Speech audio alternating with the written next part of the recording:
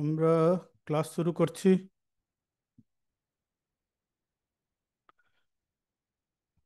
ওম মন্ত্র আমি একবার উচ্চারণ করব, তোমরা সেটা শুনে উচ্চারণ করবে। ও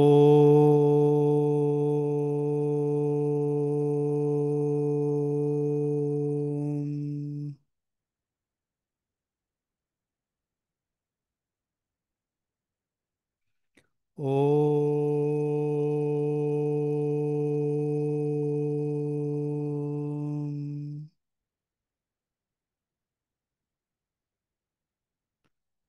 ও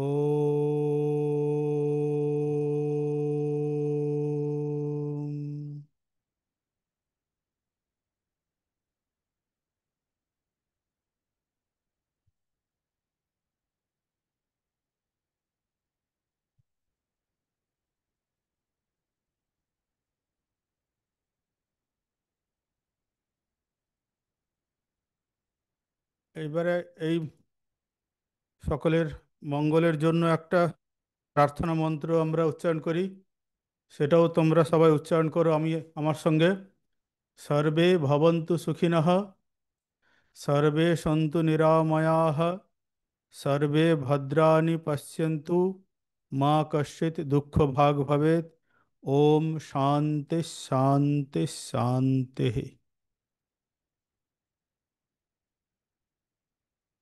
সকলেই যেন সুখী থাকে, সকলেই আরোগ্য লাভ করুক, সকলের মঙ্গল হোক, কেউ যেন কখনো দুঃখ ভোগ না করে, সকল প্রাণী শান্তি লাভ করুক, আমরা সেই প্রার্থনা করছি। এবারে নিজের জন্য প্রার্থনা করছি আমরা। ওম অসতো মা সদ্গময়, তমসো মা জ্যোতির্গময়, মৃত্যুর্মাম অমৃতম গময়। ওম শান্তি শান্তি শান্তি। অসত্য থেকে আমাদেরকে সত্যের পথে নিয়ে চলো, অন্ধকার থেকে জ্ঞানের পথে আমাদের যেন জীবন কাটে, থেকে অমৃতের পথে যেন আমরা আমাদের জীবন যেন অগ্রসর হয়, আর আমাদের জীবনে যা কিছু অশান্তি যেন দূর হয়। এই জন্য আমরা তিনবার শান্তি প্রার্থনা করছি।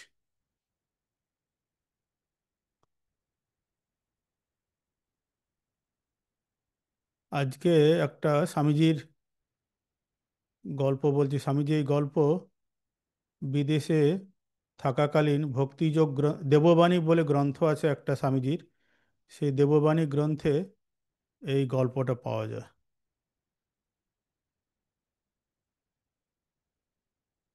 হুম।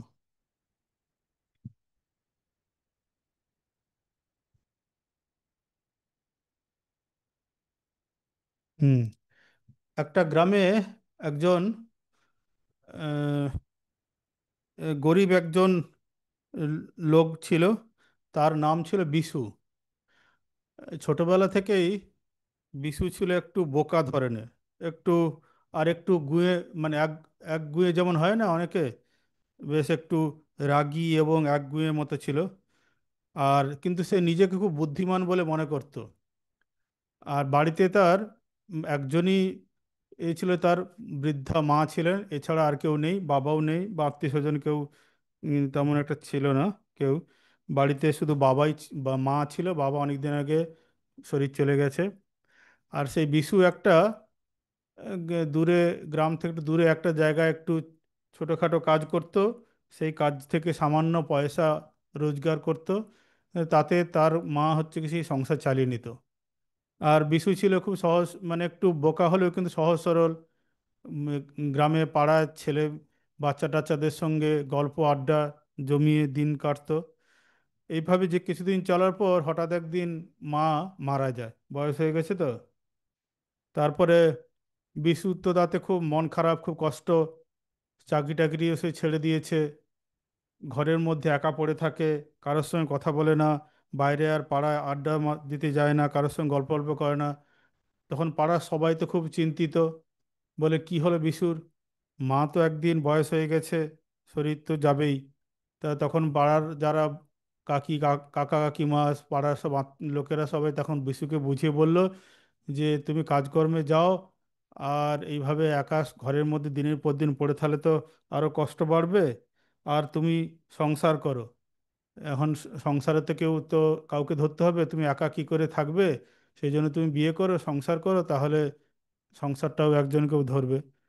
তখন আর তোমার জন্য আমরা পাত্রী দেখছি। তখন অনেক পাত্রী রাত্রী দেখছে, বিশুর তখন কাউকে পছন্দ হয় না। বিশু তখন মনে মনে ভাবছে যে খুব মানে বড় ঘরের মেয়ে হলেও সুন্দরী দেখতে হলে খুব অসুবিধা, কারণ বিশু একটু দেখতে খারাপ ছিল, কুৎসিত ছিল, আর গায়ের রং একটু খুব চাপা ছিল, এবং তার বয়সও হয়ে গেছে, আর নাকটা ছিল একটু চ্যাপ্টা ধরনের। তা সে তখন ভাবলো যে না, এমন একজন মেয়েকে বিয়ে করতে হবে যে একটু অত দেখতে শুনতে ভালো নয়, মোটামুটি, আর হচ্ছে কি একটু নাকটা হচ্ছে কি চ্যাপ্টা থাকবে, থ্যাবড়া থাকবে, তাহলে আহ, স্ত্রী হচ্ছে গিয়ে তাকে নিয়ে মজা করতে পারবে না বা কিছু করতে পারবে না। তখন দেখে শুনে একজন সঙ্গে তার বিয়ে হলো, সে অত দেখতেও ভালো নয়, তার নাকটাও হচ্ছে কি তার মতো চ্যাপ্টা, থ্যাবড়া।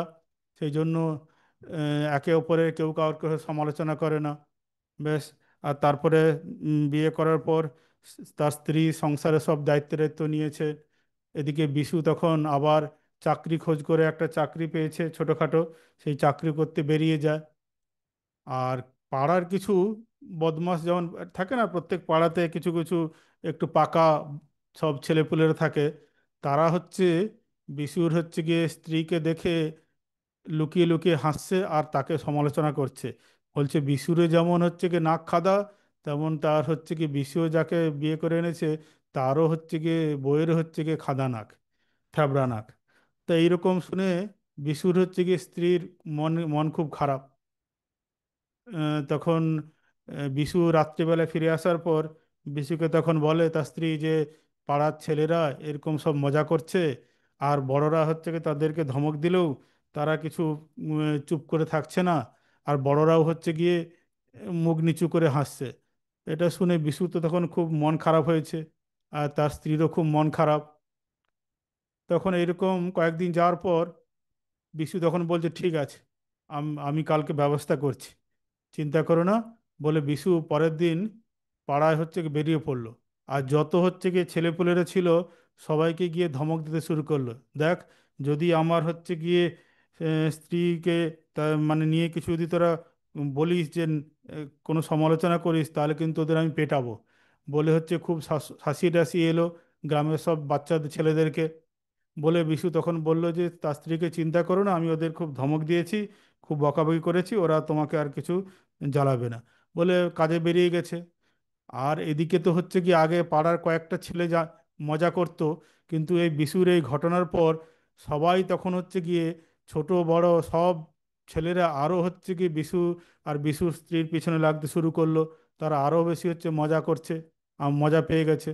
আগে কমজন জানতো, এখন পাড়া সবাই জেনে গেছে এবং সবাই সেটাকে নিয়ে মজা হাসাহাসি করতে শুরু করেছে। তারপরে বিশুর ফিরে এসেছে রাত্রিবেলায়, রাত্রে এসে তার স্ত্রী তার কাছে আবার বলছে যে আজকে সারা পাড়ার সব ছেলেরা যখনই আমাদের বাড়ির সামনে দিয়ে যাচ্ছে ওই অনেক সমালোচনা করছে, অনেক হাসাহাসি করছে। এইসব কথা বলতে বিশুর তখন মন খুব খারাপ, বলছে ঠিক আছে। আহ, বিশু পরের দিন কাজে বেরোনোর আগে তখন বললে কিছু একটা করার দরকার, দুজনেই স্বামী স্ত্রীর মন খারাপ।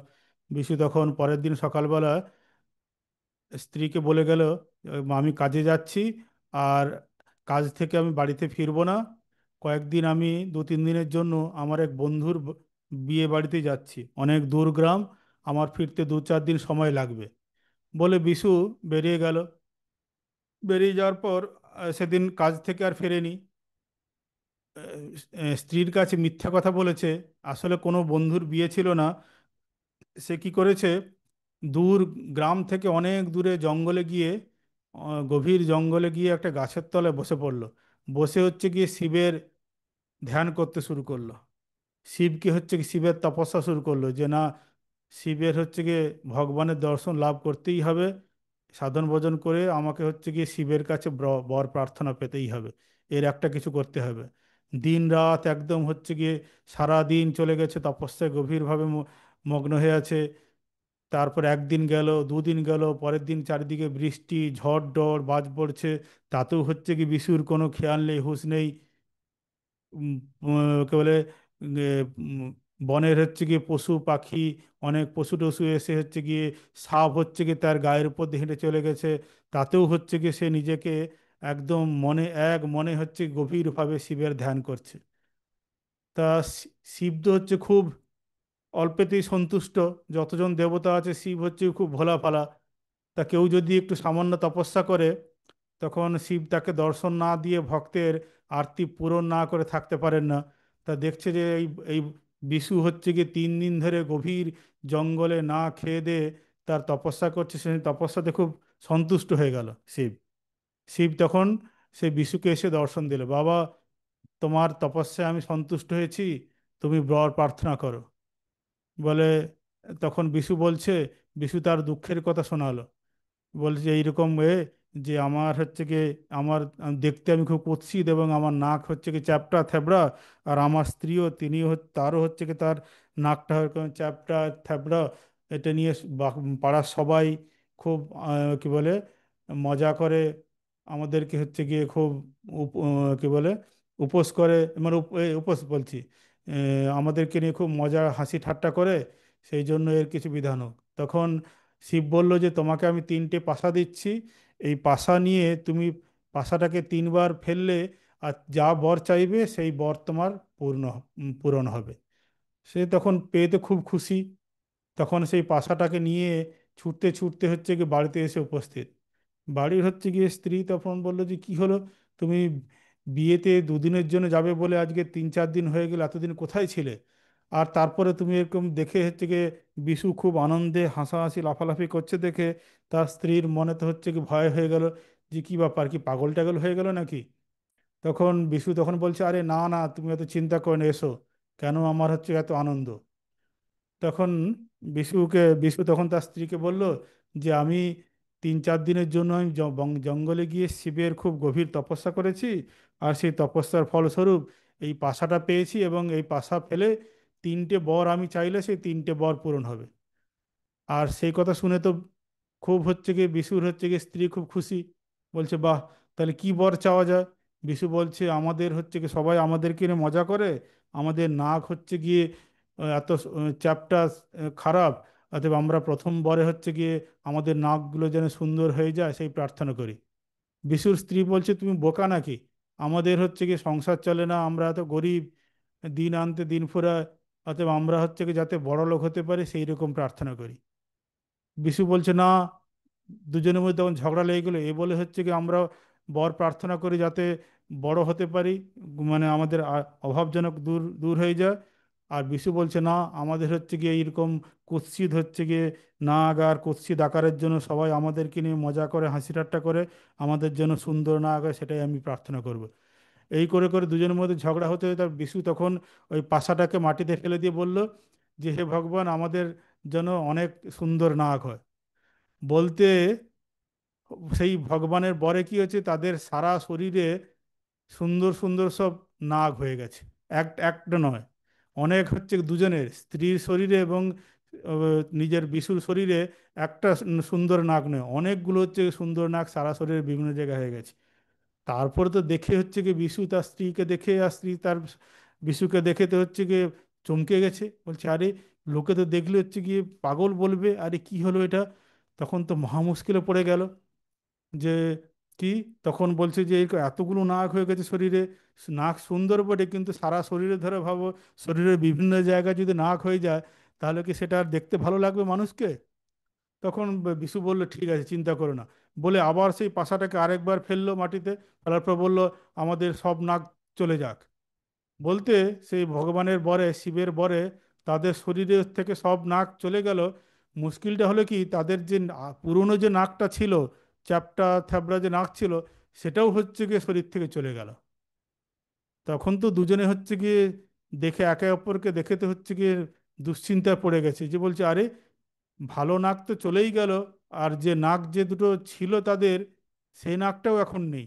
এই নিয়ে হচ্ছে গিয়ে বাইরে লোকেদের সামনে কি করে হচ্ছে গিয়ে বেরোয়? তখন মহা দুশ্চিন্তা পড়ে গেল।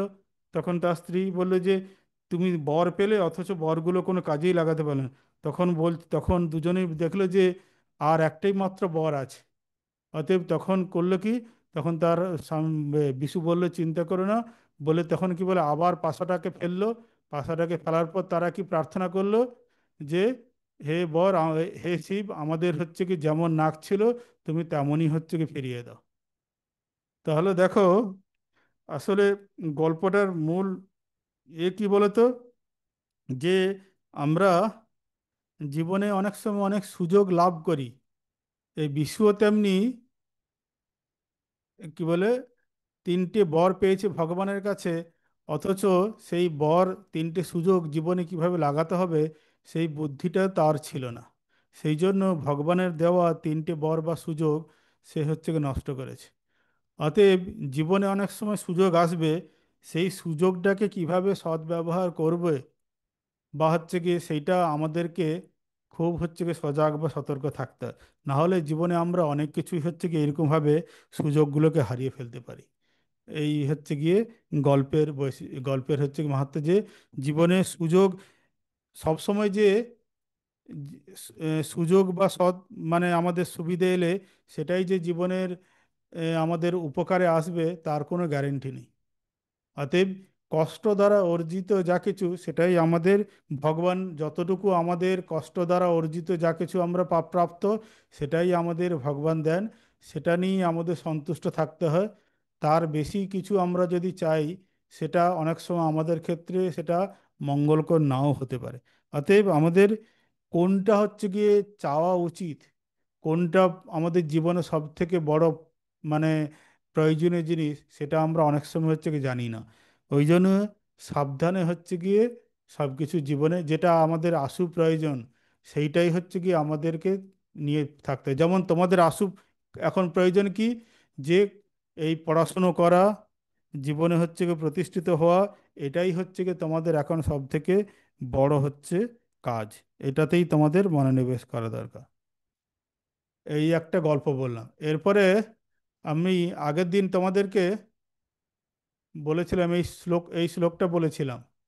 এই শ্লোক বলতে কি কি বলেছিলাম, যে আমরা যেমন পড়াশোনাতেও জীবনে বড় হব, পড়াশোনার সঙ্গে সঙ্গে আমাদের কি করতে হবে, চরিত্র তৈরি করতে হবে। কারণ চরিত্র যদি না তৈরি করতে পারি, জীবনে যত কিছুই আমরা অর্জন করি না কেন, সেই অর্জনটা বৃথা হয়ে যায়। যেমন এই বিশুর ক্ষেত্রে ধরো, জীবনে হচ্ছে গিয়ে কি বলে, তিনটে বর লাভ করলো, কিন্তু সেই তিনটে বরকে হচ্ছে কি সদ্ব্যবহার করতে পারলো না। সেই জন্য আমাদের জীবনে কি, যে জীবনে কি করা উচিত, পড়াশুনো তো করবেই, কিন্তু পড়াশুনোর সঙ্গে সঙ্গে চরিত্র গঠন করা। ওই স্বামীজি বলছেন না, ক্যারেক্টার ক্যারেক্টার ক্যারেক্টার, মানে আমাদের বলছে সৎ চরিত্র হতে হবে। সৎ চরিত্র যদি না হয়, তাহলে দেশেরও হচ্ছে কি অমঙ্গল, তা নিজের জীবনেও হচ্ছে গিয়ে অশান্তি, সামাজিক লেভেলেও হচ্ছে গিয়ে অশান্তি, নিজের পরিবারেও সবাই তোমার হচ্ছে গিয়ে ছেড়ে চলে যাবে। প্রত্যেকটা মুহূর্তে জীবনে হচ্ছে গিয়ে চরিত্র যদি না থাকে, তাহলে তুমি জীবনে হচ্ছে গিয়ে সব কিছু যতই কিছু থাকুক না কেন, সব মান সম্মান তোমার যাবে। আর জীবনে সব থেকে বড় কি বলো তো, সম্মান। এর থেকে হচ্ছে কি বড় কিছু নেই। একবার যদি হচ্ছে কি চরিত্র নষ্ট হয়ে যায়, চরিত্রটা কেমন বলো তো, ওই এই আয়না, আয়নার যদি মধ্যে একবার যদি একটা ফাটল ধরে, সেই এই ফাটলটাকে বা সেই ভাঙা দুটো আয়নাকে জুড়লেও সেই যেমন দাগ যেমন সবসময় থেকে যায়, সেই রকম মানুষের চরিত্র যদি একবার নষ্ট হয়ে যায়, তাহলে সে আর কখনোই হচ্ছে কি সেই দাগটাকে কখনো মোছানো যায় না। জীবনে হচ্ছে কি চাকরি গেলে তুমি চাকরি আবার পাবে, কোনো বিষয়ে তুমি ধরো পড়াশোনায় ভালো কিছু করতে পারলে না, বা কোনো পরীক্ষায় ফেল করে গেলে, খারাপ রেজাল্ট করলে, সেটাকে আবার মেকআপ করা যায়। কিন্তু যদি চরিত্র একবার চলে যায়, তাহলে তুমি নিজের বাবা মার কাছে, পরিবারের কাছে, সমাজের কাছে, তোমার হচ্ছে গিয়ে গ্রামে, আত্মীয় স্বজন, দেশে, সবার কাছে তুমি হচ্ছে গিয়ে আর মাথা তুলে দাঁড়াতে পারবে না। আর সেই চরিত্র সম্বন্ধে বলতে গিয়ে আমরা আগের দিন একটা সুন্দর একটা প্রবাদ বলেছিলাম, প্রবাদ বাক্য ইংরেজিতে। সেইটা তোমরা আগের দিন তুলে নিয়েছিলে। এবার সেই চরিত্র তৈরি গঠন করতে গেলে কি লাগবে, না দেখো, এই আরেকটা হচ্ছে কি, আমি প্রবাদ বাক্য, এটা চীন চীন দেশীয় একটা প্রবাদ বাক্য দেখতে পাচ্ছ তোমরা। দাঁড়াও, এটাকে আর একটু বড় করি। হ্যাঁ, এইটা দেখো, আরেকটা হচ্ছে প্রবাদ বাক্য। এইটা লিখে নাও। এটাও কি বলেছে এখানে? Watch your thoughts, they become your words. Watch your words, they become your actions. Watch your actions, they become your habits. Watch your habits, they become your character. তারপরে আরেকটা লাইন আছে, আমি জাস্ট বলে নিই, তারপর তোমরা লিখবে। Watch your character, it becomes your destiny. এটা একজন চীন দেশীয় একজন দার্শনিক, লাও জু। এটা হচ্ছে গিয়ে নাম হচ্ছে কি LAOTZU। এটা উচ্চারণ হবে লাও জু, টিটা উচ্চারণ হয় না। ইনি হচ্ছে গিয়ে এইটা বলেছে, কি বলেছে প্রথমে লিখে নাও। Watch your thoughts, they become your words. এটার অর্থটা কি? যে আমরা যেটা চিন্তা করি সেটাই হচ্ছে কি আমাদের মুখ দিয়ে আমরা সেটা প্রকাশ করি। এই যে আমি যে কথা বলছি, কিভাবে কথা বলছি? আমার মনের মধ্যে আগে চিন্তাটা আসে, সেই চিন্তাটা আমার বাক্যরূপে মুখ দিয়ে সেটা বেরোচ্ছে। অতএব আমাদের চিন্তাটাই হচ্ছে কি আমাদের কথা, আমাদের বাণী। আর তারপরে কি? Watch your words, they become your action. ওই জন্য বলছে আমরা কি শব্দ ব্যবহার করব, ওই জন্য হচ্ছে কি আমাদের চিন্তাকে দেখতে হয়। আমরা যখন হচ্ছে কি কোনো মানুষের সঙ্গে রেগে গিয়ে কথা বলি, তখন দেখবে আমরা অনেক কটু কথা বলে দিই। পরে গিয়ে যদি ভেবে দেখি, আরে এই কথাগুলো বললাম কেন, এগুলো তো বলা উচিত হয়নি। হয়তো হতে পারে তোমার দিদিমণি বা হচ্ছে কি তোমাদের স্কুলের মাস্টারমশাই কিছু একটা বলেছিল বা বকেছিল, তুমি কিছু একটা বদমাশি করেছিলে বা কিছু করেছিলে, আর তুমি তখন হচ্ছে কিছু দুটো কথা বলে দিয়েছো, কটু কথা বলেছো।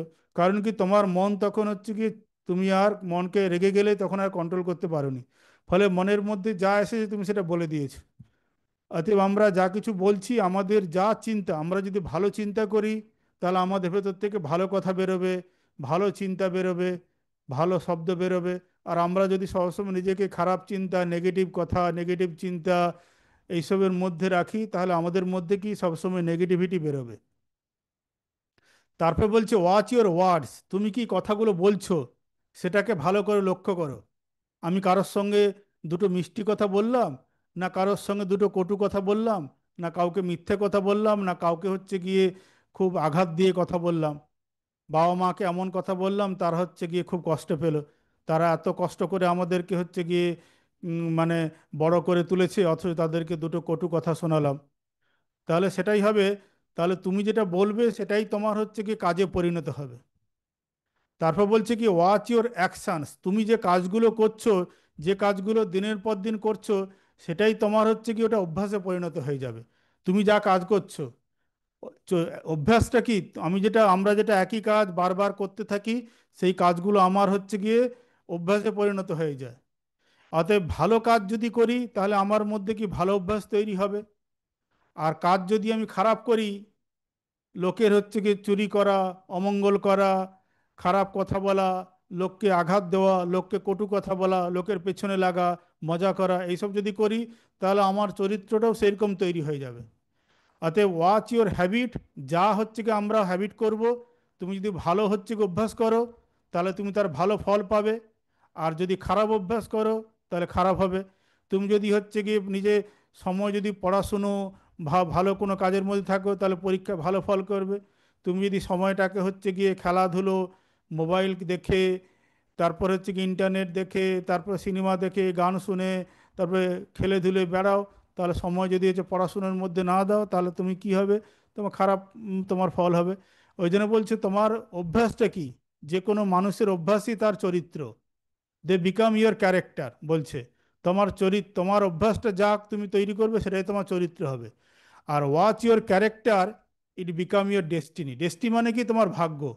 তুমি জীবনে কি অর্জন করবে, সেটা তোমার চরিত্রই তোমাকে সেই পথে নিয়ে যাবে। অতএব চরিত্র যদি ঠিক তৈরি করো, তাহলে তোমার ভাগ্যটাও সেইভাবে তৈরি হবে। অতএব শুরুটা কোথা থেকে হয়েছিল? তুমি ভাগ্যে কোথায় তোমার লক্ষ্যে পৌঁছাবে, তুমি ডেস্টিনি মানে কি? লক্ষ্য। সেই লক্ষ্যটার শুরুটা কি? চরিত্রের উপর নির্ভর করছে। চরিত্র কার উপর নির্ভর করছে? তোমার অভ্যাসের উপর নির্ভর করছে। অভ্যাস কার উপর নির্ভর করছে? তুমি কি কাজ করছো।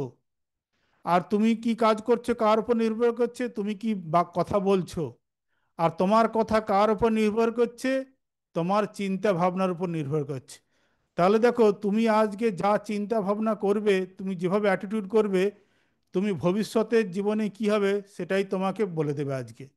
অতএব তোমার ভবিষ্যৎ নির্ভর করছে কি, যে আমি কি ধরনের চিন্তা ভাবনা করব, কিভাবে আমার মধ্যে হচ্ছে কি আমি আজকে কি বলে পজিটিভ চিন্তা ভাবনা করছি না নেগেটিভ করছি, না কি ধরনের আমি করব, সেইটাই তোমাকে, তোমার ভবিষ্যৎ তোমাকে সেই দিকে নিয়ে যাবে।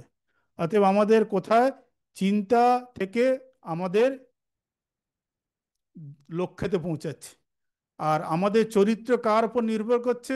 আমাদের এই চিন্তার উপরে। আমরা কি ধরনের চিন্তা করছি তার উপর নির্ভর করছে। এইবারে দেখো, আরেকটা সুন্দর কোটেশন গৌতম বুদ্ধের। আর আমরা কি বলছে, a man who conquer himself is greater than one who conquers thousand men in battle. ঠিক আছে? তাহলে আমাদের, আমাদের জীবনে আমরা লক্ষ্যে পৌঁছানোর জন্য মূল সোর্সটা কি, কোনটাকে ঠিক করতে হবে, না আমরা কি চিন্তা করছি। ঠিক আছে? তাহলে এবারে দেখো, তার মানে কি সব কিছুই আসছে কি মনেতে ফিরে আসছে। তার মানে কি মন কি চিন্তা করবে, আমাকে তাকে কন্ট্রোল করতে হবে। তার মানে হচ্ছে গিয়ে মনকে হচ্ছে গিয়ে শান্ত করা, মনকে কন্ট্রোল করা, মনে হচ্ছে কি আমাদের সব থেকে মূল কাজ। ওই জন্য হচ্ছে কি বলা হয় যে মনঃসংযম সব থেকে বড় গুরুত্বপূর্ণ কাজ। যে মানুষ নিজের মনকে সংযত করতে পেরেছে, সে জীবনে যে যেখানে যে ফিল্ডে যাবে সেখানেই সেই জীবনে প্রতিষ্ঠা লাভ করবে। গৌতম বুদ্ধের নাম শুনেছে তো? সেই গৌতম বুদ্ধ বলেছে, এ ম্যান হু কঙ্কার হিমসেলফ, নিজেকে জয় করার মানে কি হলো, যে নিজের মনকে জয় করেছে, যে নিজের মনকে হচ্ছে কি কন্ট্রোল করতে পেরেছে, সেই মানুষ হচ্ছে কি is greater than one who conquers thousand men in battle. ধরো একজন রাজা একটা রাজ্য জয় করলো, সেখানে কি না হাজার লোককে, হাজার সৈনিককে সে হচ্ছে গিয়ে হত্যা করে সে একটা রাজ্য জয় করতে পারে। তাহলে সেই রাজার থেকে যে মানুষ নিজের মনকে হচ্ছে কি জয় করতে পেরেছে, যে মনকে সংযত করতে পেরেছে, সেই মানুষ হচ্ছে গিয়ে সেই রাজার থেকে অনেক গুণে হচ্ছে কি বড়। ওই জন্য বলছে, এ ম্যান হু কঙ্কার হিমসেল, মানে কি নিজেকে যে জয় করতে পারে, মানে কি নিজের মনকে যে জয় করতে পেরেছে, he is greater than one who conquers thousand spin in battle. বলছে যে একজন রাজা, সে হচ্ছে কি হাজার হাজার যুদ্ধে জয়লাভ করতে পারে, অনেক সৈনিককে হচ্ছে কি সে যুদ্ধে পরাস্ত করতে পারে, কিন্তু সে হচ্ছে কি বড় নয়। সেই ব্যক্তি বড় যে নিজের মনকে সংযত করতে পেরেছে। এই মনকে হচ্ছে গিয়ে সংযত করা হচ্ছে কি জীবনের সব থেকে বড় একটা কাজ। আর সেই মনকে সংযত করতে গেলে আমাদের কি করতে হবে, মাঝে মাঝে হচ্ছে গিয়ে যোগাভ্যাস করতে হবে। ঠিক আছে, এবারে পরের দিন আমরা আলোচনা করবো। আজকে এখানে ক্লাস শেষ করছি। ওম শান্তি শান্তি শান্তি। হরি ওম তৎসৎ। শ্রীরামকৃষ্ণার্পণমস্তু।